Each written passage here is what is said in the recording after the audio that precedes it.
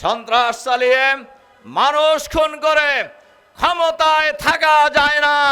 এটা আপনাদেরকে ভালো করে জানা থাকার কথা, কারণ আপনারা একসাথে মেলা দিন আন্দোলন করছি। আপনারাও কি জিনিস তাও আমরা জানি, আমরা কি জিনিস তাও আপনারা জানেন।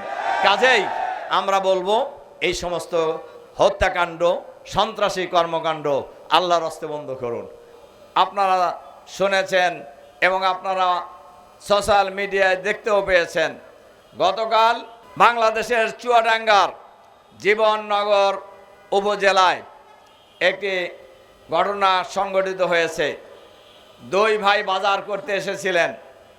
এটাও আপনারা জানেন, চুয়াডাঙ্গা জেলায় দুইটি নির্বাচনী এলাকা, অর্থাৎ দুইজন সংসদ সদস্য।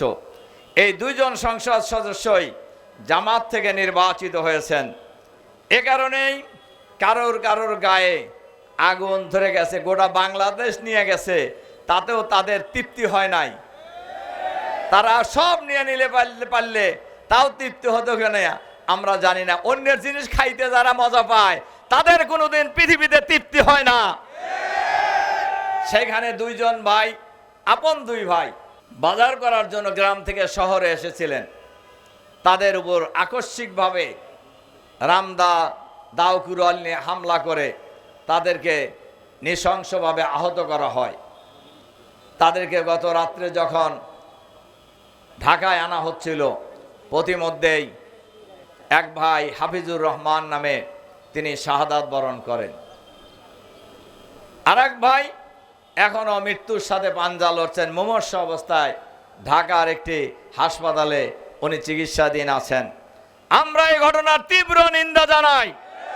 আমরা সরকারকে বলতে চাই, হত্যাকাণ্ড ঘটিয়েছিল আগের সরকার, অনেক ঘটনা ঘটিয়েছে, কিন্তু শেষ রক্ষা তাদের হয় নাই। হত্যাকাণ্ড ঘটিয়ে, সন্ত্রাস চালিয়ে মানুষ খুন করে ক্ষমতায় থাকা যায় না।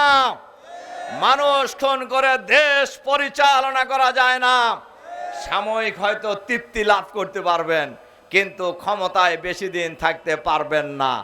এজন্য আমরা সরকারের স্বরাষ্ট্রমন্ত্রীকে আহ্বান জানাতে চাই, আপনি নতুন স্বরাষ্ট্রমন্ত্রী হয়েছেন, জনগণ আশা করে আপনি নিরপেক্ষ ভূমিকা পালন করবেন। আপনি কোনো দলের মন্ত্রী নন, দেশের মন্ত্রী। দেশের সকল মানুষের জান, মাল, ইজ্জত, আবরু, নিরাপত্তা বিধান করা আপনাদের দায়িত্ব। আমরা আহ্বান জানাতে চাই, অবিলম্বে এই খুনিদেরকে গ্রেফতার করতে হবে। এই খুনিদের নামে সুনির্দিষ্ট মামলা হয়েছে, কিন্তু আমরা লক্ষ্য করছি এখন পর্যন্ত একজন লোককেও গ্রেফতার করা হয় নাই। দিনে দুপুরে হাজার হাজার মানুষের সামনে হত্যাকাণ্ড সংঘটিত হয়েছে। আমরা সরকারের কাছে আহ্বান জানাতে চাই, অবিলম্বে শহীদ হাফিজুর রহমানের হত্যাকাণ্ডের সাথে যারা জড়িত এই খুনিদেরকে গ্রেফতার করতে হবে। তাদেরকে দৃষ্টান্তমূলক শাস্তির ব্যবস্থা করতে হবে।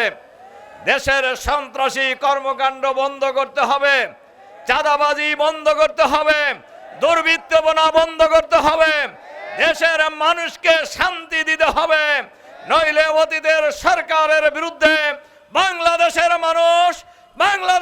মানুষ যেভাবে ঐক্যবদ্ধ প্রতিরোধ করে তুলেছিল, এই হত্যাকাণ্ড যদি শুরুতেই বন্ধ করানো হয়, বাংলাদেশের মানুষ ঐক্যবদ্ধ প্রতিরোধ করে তুলবে বাংলাদেশে ইনশাআল্লাহ। সংগ্রামী ভাই এবং বন্ধুগণ, এজন্য আমি আবারও সরকারের কাছে আহ্বান জানাতে চাই, অবিলম্বে সন্ত্রাসী কর্মকাণ্ডের সাথে যারা জড়িত তাদেরকে আপনারা চিহ্নিত করুন, গ্রেফতার করুন, বিচারের আওতায় নিয়ে এসেন। বাংলাদেশকে একটি শান্তির বাংলাদেশ হিসাবে প্রতিষ্ঠা করার চেষ্টা করুন। আমরা আপনাদেরকে সহযোগিতা করব। কিন্তু যদি এর ব্যত্যয় হয়, সব কিছুই যদি দলীয় দৃষ্টিভঙ্গিতে বিবেচনা করেন, আমরাও সিদ্ধান্ত নিয়েছি, আমরা পার্লামেন্টে এবং রাজপথে উভয় জায়গায় আমরা সকল অপকর্মের বিরুদ্ধে আমরা লড়াই চালিয়ে যাব ইনশাআল্লাহ। কাজেই হত্যাকাণ্ড ঘটিয়ে আমাদেরকে ভয় দেখানোর কিছু নাই, এটা আপনাদেরকে ভালো করে জানা থাকার কথা। কারণ আপনারা একসাথে মেলা দিন আন্দোলন করছি। আপনারাও কি জিনিস তাও আমরা জানি, আমরা কি জিনিস তাও আপনারা জানেন। কাজেই আমরা বলবো এই সমস্ত হত্যাকাণ্ড, সন্ত্রাসী কর্মকাণ্ড আল্লাহর হস্তে বন্ধ করুন। এই আহ্বান জানিয়ে আবারও খুনিদের গ্রেপ্তারের আহ্বান জানিয়ে আমার বক্তব্য এখানে শেষ করছি। আল্লাহ হাফেজ। বাংলাদেশ জিন্দাবাদ, বাংলাদেশ জামাত ইসলামী জিন্দাবাদ। আসসালামু আলাইকুম ওয়া রাহমাতুল্লাহি ওয়া বারাকাতুহু।